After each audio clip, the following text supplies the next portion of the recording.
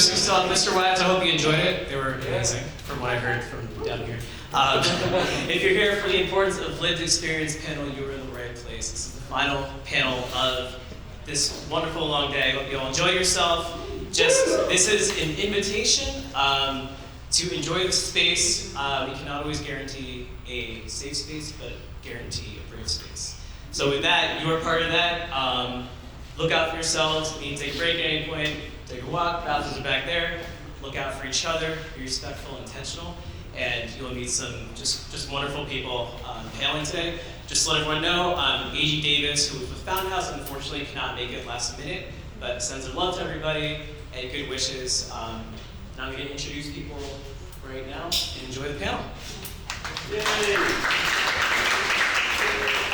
So, Alison Marcus, she, her, is a licensed master social worker and our moderator for today. In the state of New York, she is currently the program manager at the Academy for Community Behavioral Health with CUNY School of Professional Studies and an adjunct professor for human services at Purdue. Previously, she was a program director at Staten Island Live here, you're the ones who put it on, if you didn't know, and has provided therapeutic and case management services with Boys and Girls Club of Harlem and the American Red Cross. She will be paneling today. Please give her a warm round of applause.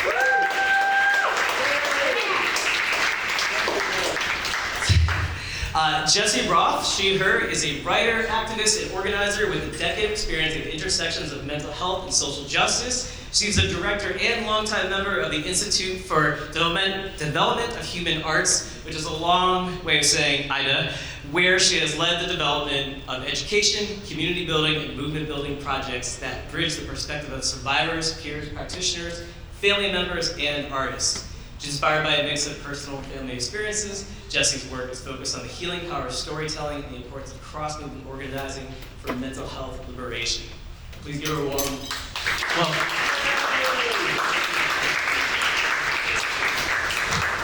And again, AG couldn't be with us tonight.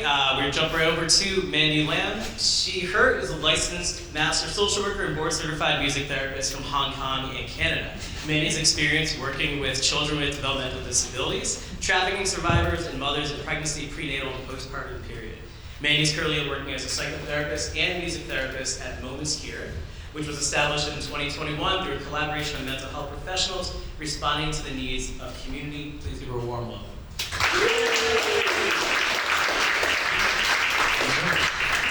Well, thank you everyone for coming to this very last panel after our headliner. We really appreciate it, and thank you, Mike, for those introductions. I'm going to open the space really quickly, just in case any of my co-panelists want to add anything to what Mike said, and also want to put out there that we're discussing lived experience with mental health, mental illness, and we are all, we all work in some capacity in the mental health field, whether we're clinicians or doing advocacy, and so sometimes in terms of language and the language that we use to discuss mental health and mental illness, it can vary depending on whether we are talking as our clinical selves or our professional selves, or whether we're talking about our own lived experience. And so we just want to hold the space for differentials in language, especially because I think sometimes those of us with lived experience may not use like the most up-to-date language when we're talking about ourselves versus when we talk about other people. And so we just wanted to throw that out there about our own language usage. I know for me in professional spaces, I use like the person first language when I talk about my own lived experience with mental health. I do not use that because I more so identify with my mental illness as part of my identity, and therefore I'm not a person with bipolar, I'm someone who is bipolar, and not everyone feels that way. And so we did want to just put a disclaimer about the language that we may use and how that may differ depending on what it is that we are discussing. But I'll let you guys add anything about your own experiences and what you're bringing to the space, as well as any language that you might be bringing to the space. Yeah, thank you so much for the introduction and for framing with language. I think that's really meaningful and resonates for me on a panel about lived experience. So to speak a little bit more to the introduction, which had a good amount of kind of what brought me to mental health, I do advocacy and education work. I identify with the language of trauma survivor. That's the language that I use. I have been diagnosed with like mental health challenges, but I tend to not use diagnostic criteria when I talk about my own experience and story. And I also resonate. There's language, I come from kind of a organized with a movement of people who some of them identify as survivors of the mental health system. Maybe the experiences that people had weren't super experienced as care necessarily, and in a similar vein there is like a lineage of folks politically who have even reclaimed the term MAD, and that's something that I have sometimes also resonated with, the like political lineage of that framing as well. And I'll leave it at that. Anything you want to add, Mandy? Yeah, I would say that I identify as an immigrant and also have experience in mental health challenges myself. And of course, like as a clinician as well, there are some limitations in terms of how much I can openly share about my experience. So I also wanted to put that out there, but also at the same time to show authentically and to share, I think, as much as I feel safe to share. And of course, like wanting for the space for everyone to also feel safe and contained as well. Thank you. So, and to the point, kind of all of our different kind of the different language that we use and the different ways we show up in space, something that we want to make sure that everyone can do in the room is just uplift multiple truths at once. The individual lived experience of anyone with any sort of mental health challenge is different and it is individualized, and so multiple things can be true at one time. For example, I think a very popular example is for some people medication really, really works, and it's the thing that has saved them, and for other people medication is just not what they want to do, or it's not in their path or their journey, and both of those things are completely okay. And so we just want to make sure throughout the entire panel that we're trying to uplift these multiple truths that individual lived experience is in fact individual.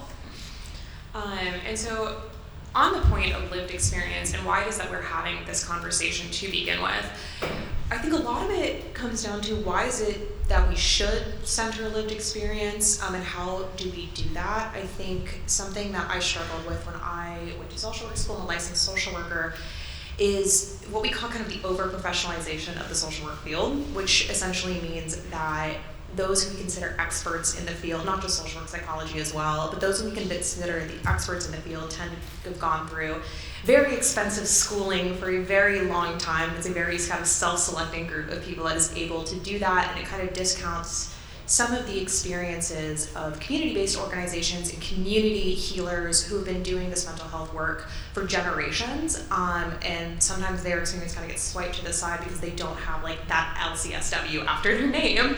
And so I want to ask both of you, when we are trying to center lived experiences, how can we work with communities who have these long histories of their own healing practices? How can we center those experiences in clinical spaces, non-clinical spaces, education, advocacy, and how can we support these community-based organizations and these communities with these healing practices to be able to actually, provide those services to their own neighborhoods, and why is it important that these communities are doing the work in their own communities?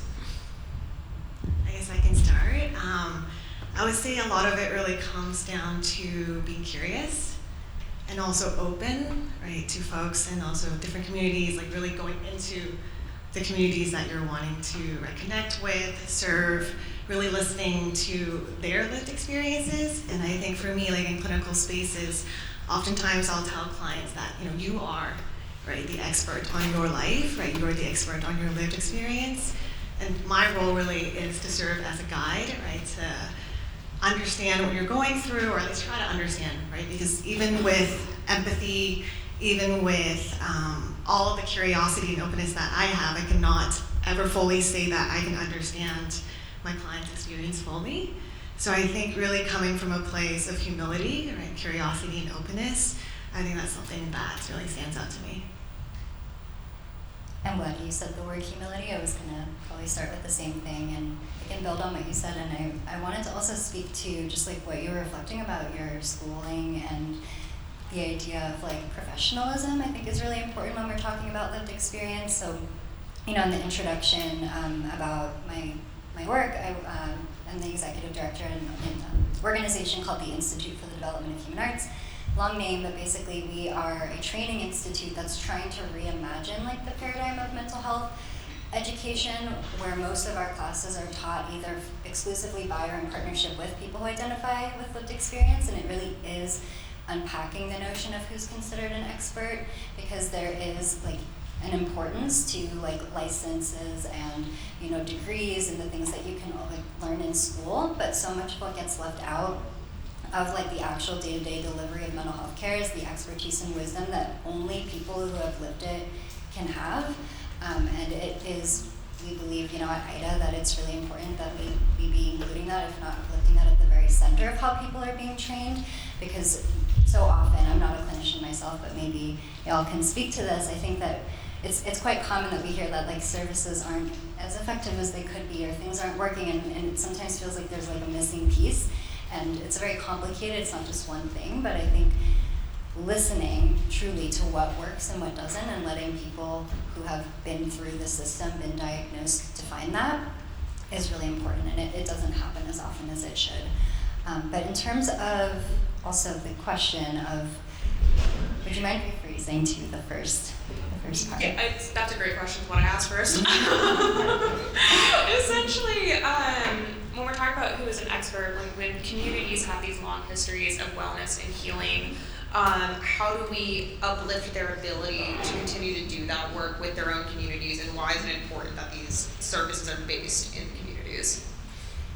Yeah, thank you. I think a couple things that come to mind hearing that question. One is like, at the beginning I situated myself as kind of within these lineages of activism and resistance, like movements for psychiatric survivors and for Mad Pride and mental health liberation. And I think about that there have been decades, if not centuries, of survivors who have been developing what sometimes get called alternatives, but are really community-based knowledge of what can happen outside of the formal mental health system. And one example that comes to mind is like peer support. Peer support also, in line with your question, is not a new invention in any way. It's something that's been practiced in communities and like an indigenous practice that goes back generations. And so I think that goes back to the idea of like humility. It's just taking a critical lens to like how many sort of labeled as like a new mental health practice are sometimes a like repackaging of something that's actually been around for a really long time. And it's great when things get more mainstream and can like reach more audiences, but I think being really really honest about the lineages of where practices come from is super important. Absolutely, and actually it's funny you brought up peer support, because one of the programs that I run at the community, or the Academy for Community Behavioral Health, is a youth program that gets youth hired into community-based organizations to do that peer advocacy work, and on top of that provides free training for them, or actually it's paid training technically, to supplement the skills that they already bring to the space. And in terms of uplifting community-based organizations' abilities to do this work, I certainly think that's at least one way we can do it, is providing these trainings for free, or even paying people for the time to actually learn these skills, so they then can go back out into the community. And then also what that does is broaden kind of our pool of people who can respond to mental health crises that aren't just the people that can afford 6+ years of schooling in the kind of the current education system that we have. And you kind of dovetailed into something I also wanted to discuss, which was, for a lot of people, either traditional clinical mental health treatment is not accessible, it's not affordable, it doesn't exist where they live, or on the flip side, potentially someone who's kind of survived the trauma of being in that system and does not want to partake in that system anymore, or someone who just, it does not resonate with them. There are a lot of holistic, non-clinical methods of healing that I think sometimes get pushed under the rug or don't get acknowledged when we talk about mental health and we talk about what treatment and recovery and all these different things are. And so I was wondering, from your perspectives, what are some of the holistic methods or community holistic methods that you have found to be particularly effective, either for yourself or with clients that you've worked with, and even kind of going further, as we were at a music festival for mental health, how creative expression and arts is related to those holistic activities for wellness and health and or mental health? I guess I can talk a little bit about the music piece. I would say that, of course, music therapy is like a clinical intervention, and I think music overall, even though I sometimes avoid saying that music is a universal language, because I think music is also a deeply personal and I would say it also varies depending on each culture, right, and your background, and also even from your own like family of origin, right, what music means to you, like how music is used. And I think for a lot of us, like music is something that, you know, we surround ourselves with, right, whether it's, you know, first thing you wake up, you hear the alarm clock, right, and even when you're thinking about, you know, if you're going through a tough time, there might be a song that really resonates with you, right, or if you hear a song, it might bring you back to a certain memory as well. And so I think music and thinking about community, right, can be an incredibly healing experience. For example, like drum circles, right, bringing people together, feeling the vibration of music.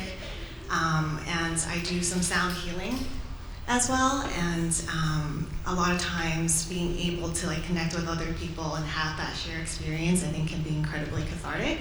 And I think we can see that also outside, just seeing folks dancing right to the music, connecting with each other, and really being able to foster some connections there. I can speak to a little bit of my own experience with like creative healing practice, and also I think just in the realm of like holistic care, there's another service or practice that I'm familiar with through my work that I haven't actually participated in, but I would love to share with y'all. So on the first front, personally, I am a writer and a photographer and a creative person, and I've been a writer since I was a kid. And so when I've gone through some of my most challenging mental health experiences, the things that were the most helpful for me were having an outlet with my private journal, and specifically something that I really like to talk about is that I wrote some of the experiences that I went through, some of like, you know, my family traumas, into the form of fictional stories, partially as a way that felt like an accessible way that I could share some of what was happening to me while I was still like struggling with like how to share it with my own name and voice. So I just think about the power of like creative writing and fiction. I've connected with other people who have done this, but when I was a teenager, it was very powerful. I've experimented with it since, but it was like the thing that was the most there for me when I really was struggling with like wanting to tell my story, but not necessarily knowing how. And also, yeah, visual art is very important to me. And you spoke to the music part so beautifully, Mandy. I think I'll just add that I love to cook. I see cooking as a creative practice, as a healing practice. It's something I do every day, and it's like really important to my personal care. And yeah, just one other thing that I'll mention when I think about holistic care and sort of like what services can exist and do exist beyond what we sometimes come to know as like the traditional mental health system in the United States. I'm curious if anyone, just as like a show of hands in the audience, if anybody's heard of a peer respite center before. Awesome. I see one person. I just bring it up to say it's something that folks could look into after. It's a non-clinical crisis support service that it's kind of an alternative to institutionalization. And certainly not something that is like directly applicable to every situation, but it's a place, it's like a home-like setting. These exist in a lot of states, but not every state, where a person can go when they're in acute crisis to, you know, usually it's staffed by peers or people with lived experience, and it's like a place that you can go to heal. And some of the things that make it different from a hospital is, again, that it is like a home-like setting. It doesn't have, you know, white walls and fluorescent lights, and also that in the situations where this feels like it's possible and supportive, it's not locked, so people have the autonomy to come and go as they please. And so it's just a cool model. There's like a ton of, you know, innovative programs out there, and that's just one that I wanted to mention in the sense of holistic. Really glad you brought that up, actually, because I'm not sure I would remember to do that. If anyone's interested in looking in New York, I know Community Access has a few across the city. We at Sound Mind have worked with Community Access before, and they're really great. And I love what both of you shared. I know, especially on the music end, in my brief stint as a clinical social worker before I decided to go into education advocacy and all the things that are non-clinical, I was working in an elementary school, and often, to your point about language, my students who didn't have the language would often use music as a way to like demonstrate emotion, and it was a way that we could build emotional intelligence, which is really important developmentally at that age. And as well as I had one child with like pretty severe kind of anger management issues with just a lot of trauma, and drumming ended up being the way he could take that out in a way that wasn't violent towards his peers. I'm sure his teachers did not like me because I was giving him pencils and teaching him how to drum on the table, but it worked in that he stopped being violent. And so it was that really powerful tool of self-expression when you don't have the language or the ability, and that's not just for children. I use children as like a good example, but adults too, we don't always have the language for what we're feeling. Sometimes when we feel, especially when we feel too much, it's hard to put into words in a way that somebody else would understand. And sometimes music is the way that we can connect with somebody and be like, this is what I'm trying to say and I can't quite get there, which is why I find music so powerful. I worked for SoundMind for 3 years. I'm still very close with our executive director. And kind of the reason SoundMind exists to begin with is because music does allow us that language. And so kind of jumping from there, something I want to talk about that kind of is both related to language and related to who we consider an expert is what actually gets visibility in terms of mental health. What are the issues that we talk about versus what are the issues that we don't? And we were just talking about this over there. There's a couple issues. One that's really close to my heart and kind of going back to the flaws maybe in our educational system when we go into clinical work is I found that some of the highly stigmatized mental illnesses like personality disorders, often my professors were equally as stigmatized about those things, and the stigma existed in the mental health world, and therefore information and truth and lived experience doesn't always come out or get uplifted because they are more highly stigmatized, thinking personality disorders in specific. But another area that I know often does not get touched upon, and is something I teach in my developmental psychology classes when I teach at Purdue, is maternal mental health and mental health for moms that are perinatal and through infancy.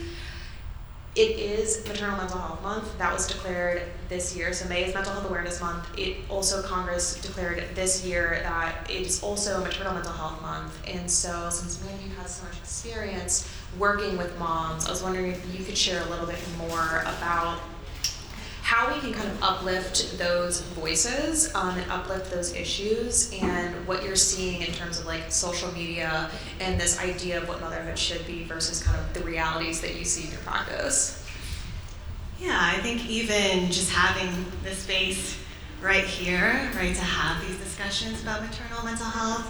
And I think with social media and even perhaps like the general, I would say, population, there's often this notion that, for moms, this should be one of your happiest moments or periods of your life. You have a beautiful baby, you look great. And so there's a lot of different, I think, messaging that mothers get in terms of how they should feel and, what they should look like based on what social media is also conveying. And I think that can sometimes be incredibly harmful because for a lot of mothers that is not necessarily their experience. And with PMADS, which stands for perinatal mood and anxiety disorders, in US it actually impacts 1 out of every 5 mother, and that's only what's reported. And so I would say that there's a lot more folks that are suffering silently because they may not know that they are experiencing a PMAD, right? Or they may feel intense shame in terms of reaching out for support due to the mental health stigma as well.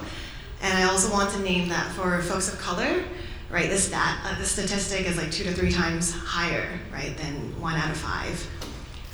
And that's due to like social, economic factors as well as like structural and also systemic racism, right? So there's definitely a lot of nuances there. And I think that for a lot of moms that I've had, the pleasure and also the honor of working with, shame is something that comes up a lot. And I also want to distinguish the difference between like shame and guilt. And I'm kind of quoting Brene Brown here, so I can't take credit for it. With shame is this notion that, I am bad, right? I'm a bad mother, I am a bad person, whereas with guilt is that I did something bad. Right? And so when a mother feels, or birthing parent, right, feels that they are bad, right, that is something that's deeply ingrained, right, and makes it incredibly difficult, I think, for them to sort of reconcile with, why am I feeling this way right now, right, what's coming up for me, right? And there's a lot of invalidation, right, that can come up in these periods of time. And so I think in my work, in terms of uplifting these voices and amplifying them, a lot of it really comes down to holding space, right? Creating a safe, containing, and grounding space for mothers and birthing parents to be able to express how they feel, and also for me to be able to offer some perspective, right? I think to normalize and validate that this is a huge transition, right, that you're going through in your life, and whatever it is that you are feeling, right, that is valid, right? Just because maybe other people may not understand it, just because maybe other people may not be able to relate to it, right, that is your lived experience. And so that's the piece that I wanted to share. I appreciate you sharing that. And to one of your points about social media, and I think the ability to, I think sometimes it's different. I love that you're opening that space in your own practice, and I think from the advocacy side, sometimes where we open that space is on social media. And I have found that there's good and bad, and I think it's influenced a fair amount of like what it is that we discuss and how it is that we discuss it. I know my undergrads, when they come in, they are significantly more open about centering their own lived experience in their education, which I think is a somewhat new phenomenon, because I think for a long time a lot of us tried to hide what it is that we are living in fear of being stigmatized, even in the educational spaces where we are learning to go into this work. And a lot of them will even tell me, like, it's because I saw XYZ on TikTok talking about it, because I talk about it on TikTok, so everyone's gonna know anyway. To the point where I've even had students use terms like unalive in academic papers. But so like there is a profound influence of social media in terms of how comfortable these upcoming generations are in talking about mental health, which I think is really great. But on the flip side, kind of to your point, is for certain issues like maternal mental health, it's shown on social media as the best day of your life, and it's not. There's something wrong with you, and that can be very harmful. And so sometimes I think it's difficult to balance, especially for these newer generations coming up, the good parts of social media that allow them to self-educate about what's happening with them, that allows them to connect into resources that may otherwise be impossible to connect into, and on the flip side may also perpetuate stigma and perpetuate harm. And so I'm wondering, from your all perspective, how do we engage healthily with social media, especially if we are either sharing our own lived experience or taking the lived experience in of others? And how do you think that kind of will continue to play out in the mental health space, especially for the upcoming generations? It's a juicy question. Yeah, I'm thinking about it. I will try to speak to the social media aspect, but I think just broadly about kind of what I hear in your question about like what to consider when sharing your story or when receiving the stories of others. I think I remember we talked about this too in like planning for this panel. Like there can be a tendency, whether it's like from personal pressure or an outside pressure when sharing a lived experience story, for it to be linear, for it to be like neat and tidy, and sometimes it gets called a quote-unquote recovery story, and sometimes it's meant to be framed as inspiring, which can be, have good intentions, but I think that sometimes what that framing misses is that usually it is not super linear, and like it doesn't always look so pretty to go through, like someone's mental health journey and experience. So I think both when sharing it, I guess my piece there would be to like lean into like the authenticity and the messiness, that it doesn't need to be this recovery story that needs to be inspiring for anyone other than like yourself. And I think for anyone who might be in a position to be like providing a platform, whether that be on social media or otherwise, to like try to refrain from directly or indirectly creating that dynamic for somebody. I know a lot of folks that I work with have been harmed by those experiences of like feeling like their story needed to fit a mold. And so that's one thing that comes up. But yeah, curious what you'd add. Yeah, I think in terms of like sharing on social media, I would say that oftentimes for myself when I'm scrolling, and sometimes it turns into doom scrolling, I usually will ask myself, like, is this helpful or is this harmful? Right? Like, what do I want to take with me from whatever it is that I'm consuming? and what would I want to leave behind. So I think mindfulness is something that I really try to practice, especially since, for pretty much the entire day, maybe sometimes up to like 8 hours a day, I'm in sessions, I am absorbing, right, a lot of different energies from my clients. After work, I think I really have to focus on, what are some things that, would actually serve me. And I think I do have like a small social media presence, I would say, in terms of, things that I like to share online. But I think even this conversation itself, right, is really making me think about, what are some things that I would want to share, right, how much I would want to share, right, what is helpful, and also actually turning to the community itself and asking those questions, right, what would be helpful for me to share, what would you want for me to share, right? And so I think receiving some feedback and being open to that is also really important. Yeah, absolutely. And to your point, again, reminds me of my students.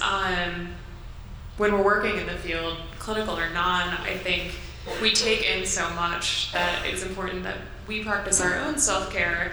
And I had a student very recently in my introduction class, like the first class they take in their degree program, ask me, if I live with serious mental illness, is that going to prevent me from doing well? And I was like, I actually think it's going to do the opposite. I think it's going to serve you really well. I think that ability to connect and to empathize and kind of the experience that you have that you're not going to find in a textbook is going to serve you quite well. And to go even further, I've been in the field for a very long time, and it is rare that I meet someone working in the mental health field that either hasn't lived it themselves or has a loved one that lived it, because that's what draws you to the field, because certainly there's no financial incentive.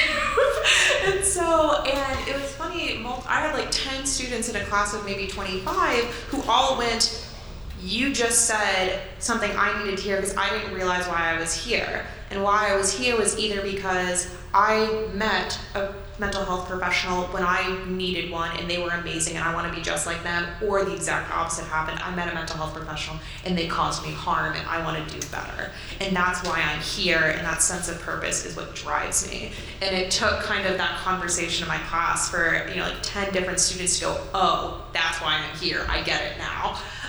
Which was a really special moment, but it can be very difficult when you do live with some sort of mental health challenge, or you're still recovering from trauma and you are also doing the work in the field to take care of yourself and kind of hold both of those two things, especially because, to your point, when you are in clinical practice, there's only so much you can self-disclose publicly before you start running into ethical issues and all kinds of other issues. And that can be a really difficult thing to navigate for a lot of people as well.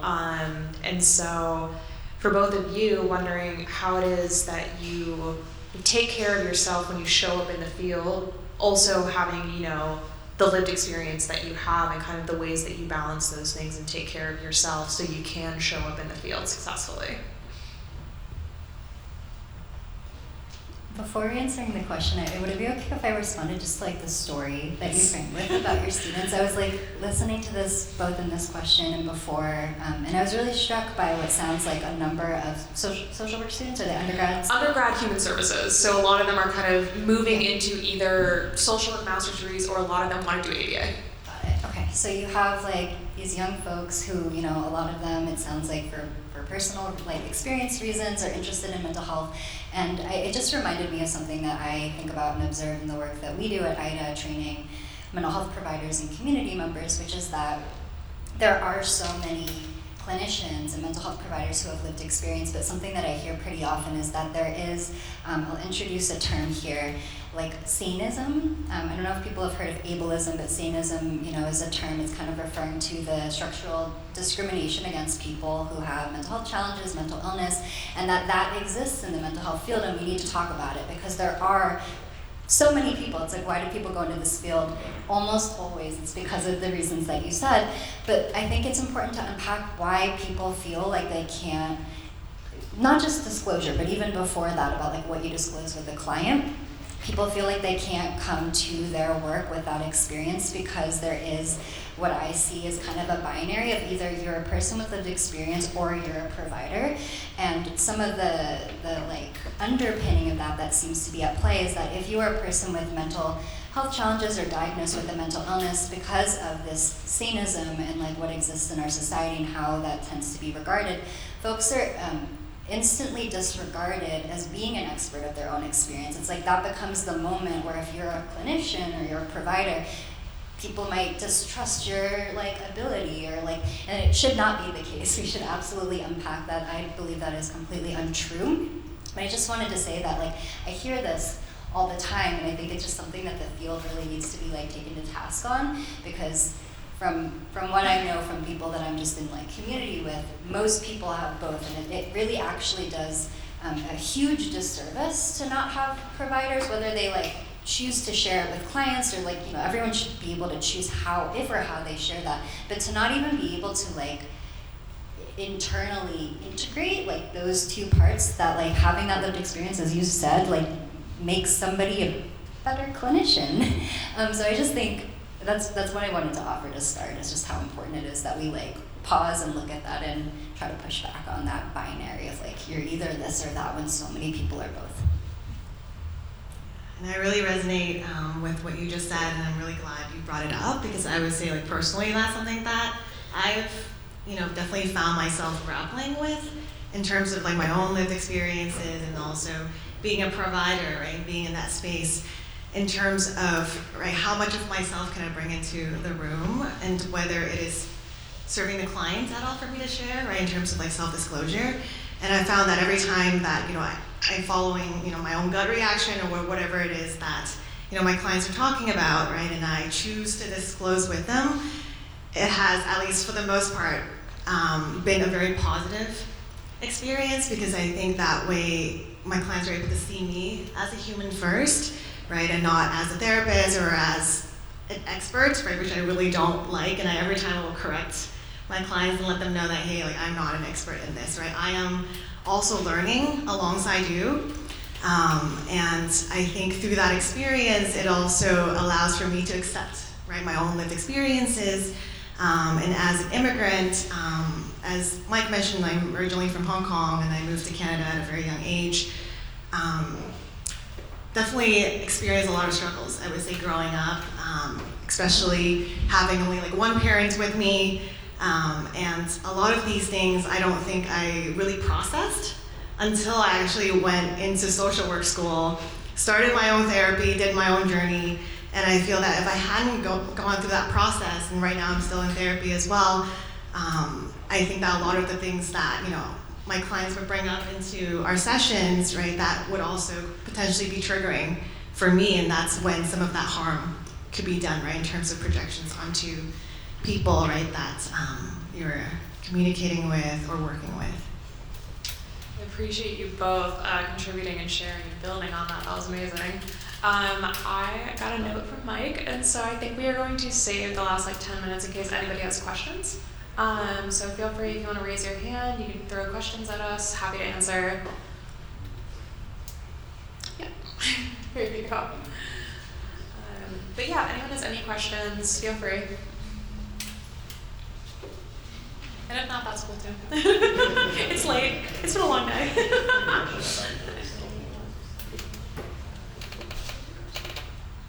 Okay, no worries. I think we'll wrap it up there then. Unless anyone has any questions. You also come up to us after if you have something you want to ask and don't ask in front of everybody else. But I want to say thank you again, everyone, for coming to this panel. I know we are after main stage is already done and we're after the headliner. So I really appreciate you guys sticking around. And if anyone wants to stick around further, we have an after party going on at Elsewhere. I think it's either starting in 15 minutes or it's already started. So it should be a really good time, and we appreciate you, just from someone who's worked at Soundline for a very long time, really appreciate everyone coming out to the festival just in general and helping us support mental health and bring together community around mental health and music and help us fund our new community center that we're building in the fall, which will host a kind of series of mental health and music events and community gatherings and wellness circles and kind of all kinds of good fun stuff. So thank you so much for coming.